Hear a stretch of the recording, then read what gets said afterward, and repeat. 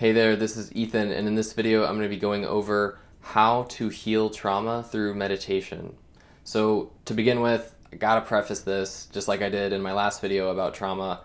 I'm not a psychologist, I'm not a therapist, I have no clinical background with mental health. However, I have extensive experience meditating relative to the overwhelming majority of the population. I meditate an hour a day every day, and I have been doing this for the past 2 years. I've had, a couple days where I haven't quite hit an hour, but I've also had days where I've gone above and beyond an hour. So really the average is about an hour a day, and that's 95% of the time or more. That's what I'm doing. The exceptions are very rare. So that's really my background. So if you're looking for a video that has a professional in it, I'm not your guy. But what I can offer you is that I do have a lot of experience meditating, and I have had to face various traumas over my lifetime. Perhaps they're bigger or smaller relative to someone else, but I have felt the healing impact that meditation has had on my mind and on my being.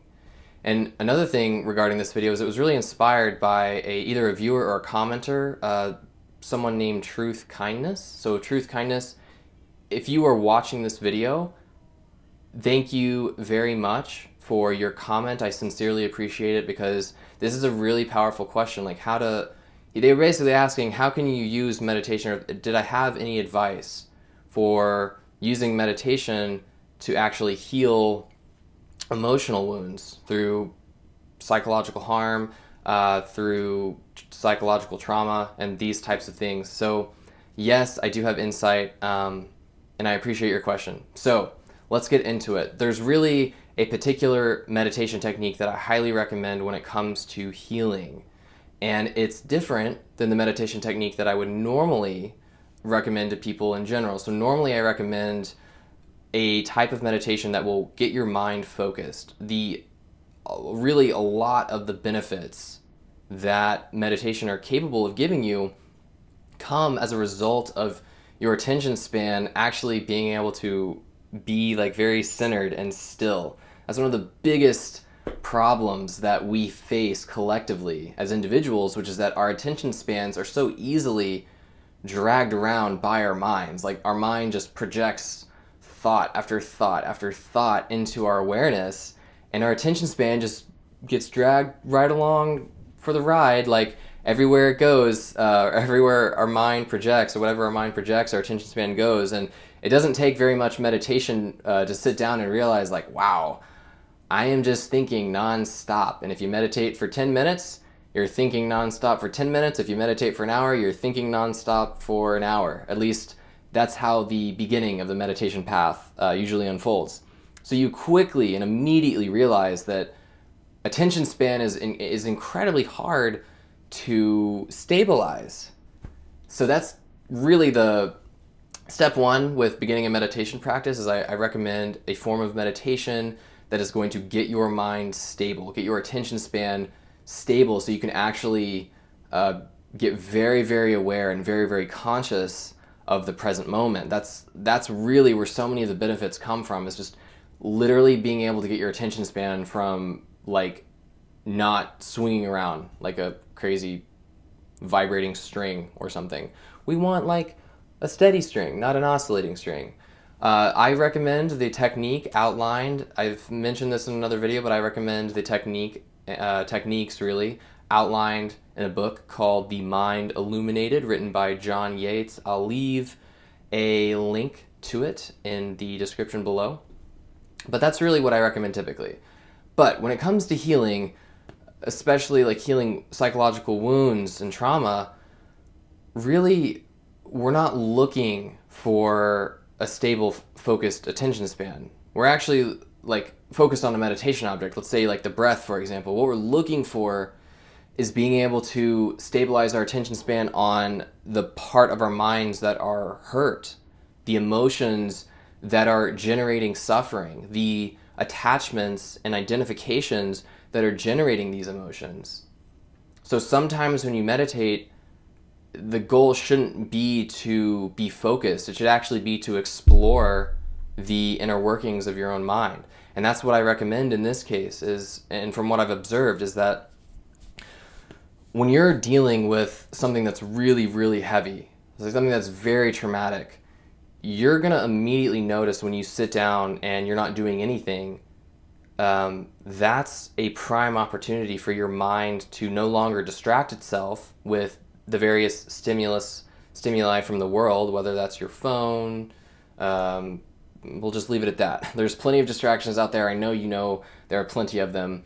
But when we sit down in silence, this is a prime opportunity for your mind to start projecting those negative thoughts into your awareness. And so rather than turning away from those negative thoughts, from those psychological traumas, and returning to your breath or returning to your meditation object, maybe it's a mantra or maybe it's even like a particular part of your body, rather than turning away from the negative emotion and going to that object, you instead investigate into the emotion.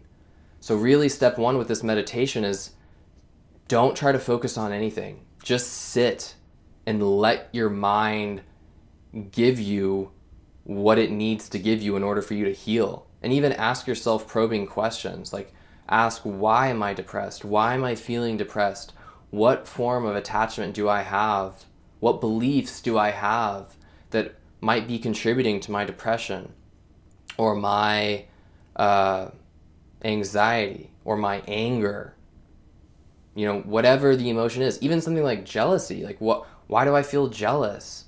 And we don't typically think of jealousy as being something that can be caused by psychological trauma, but it absolutely can be. There's all kinds of different reasons and rationalities our minds can come up with to feel those negative emotions, to feel suffering.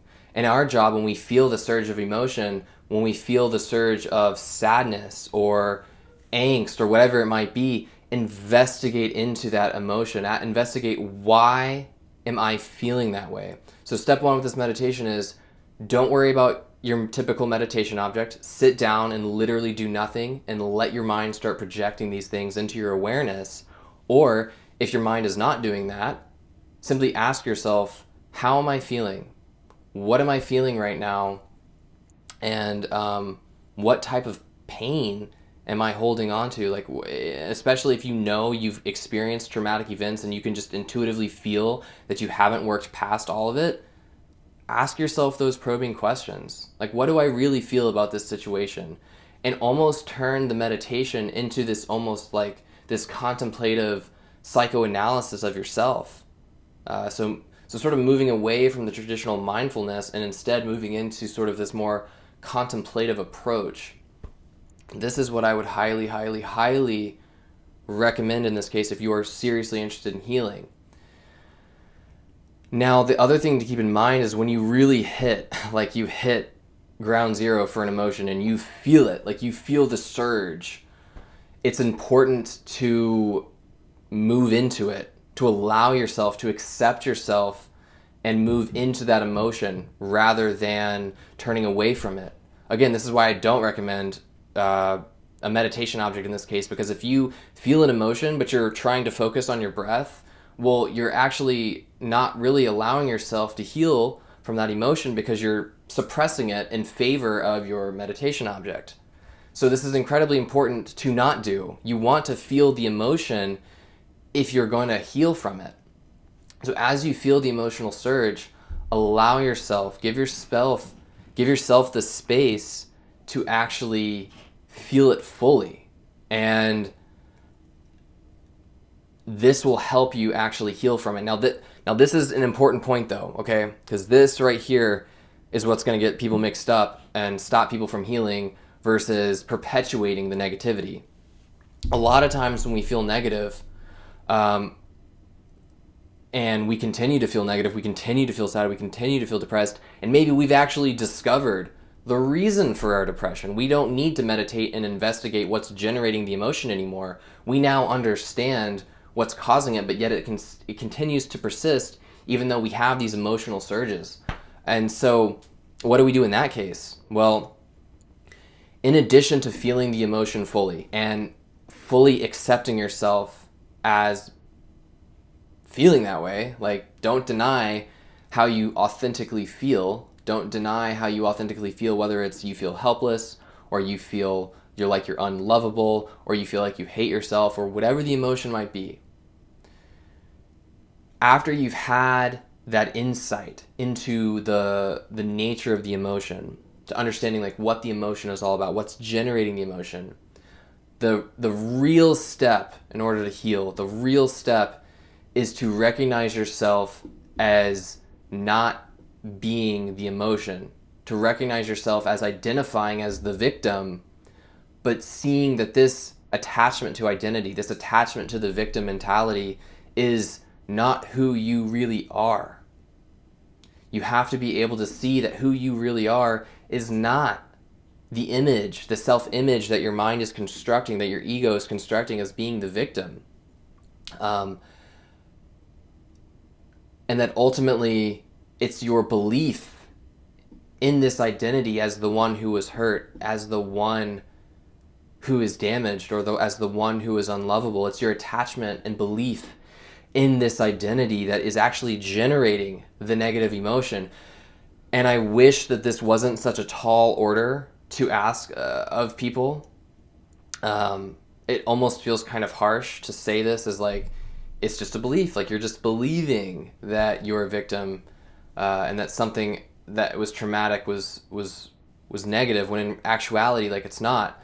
But this is the truth of the matter from the most existential of perspectives. Okay, like, bear with me. From the most existential of perspectives, all of our pain, all of our suffering is just part of the nature of life. It's just part of existence, and there's nothing wrong with it. Now, this is a really difficult thing to face and accept, because, I mean, like, we didn't make the choice to come live in this reality. Like, we didn't make the choice to come pop up, or at least as far as we're concerned, we didn't make the choice, but we didn't choose to live this life of suffering. We didn't choose to have these traumatic events happen to us. We didn't choose any of this. We just randomly popped up in here one day, and now we're living life. And, excuse me, quite frankly,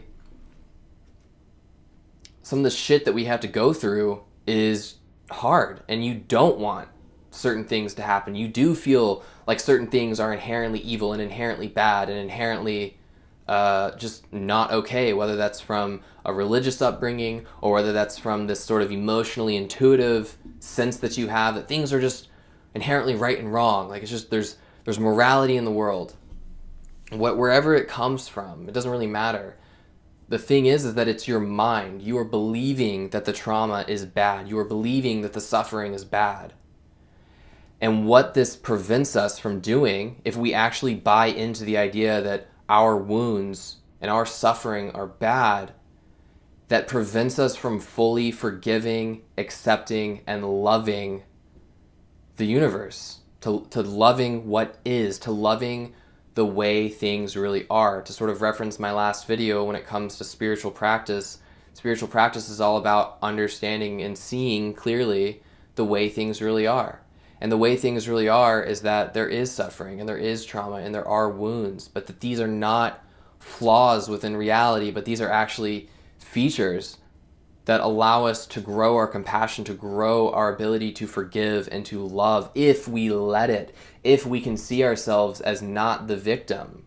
When you can make that insight that even though you feel like you're the victim, and I have felt like I've been a victim to circumstance in my life too.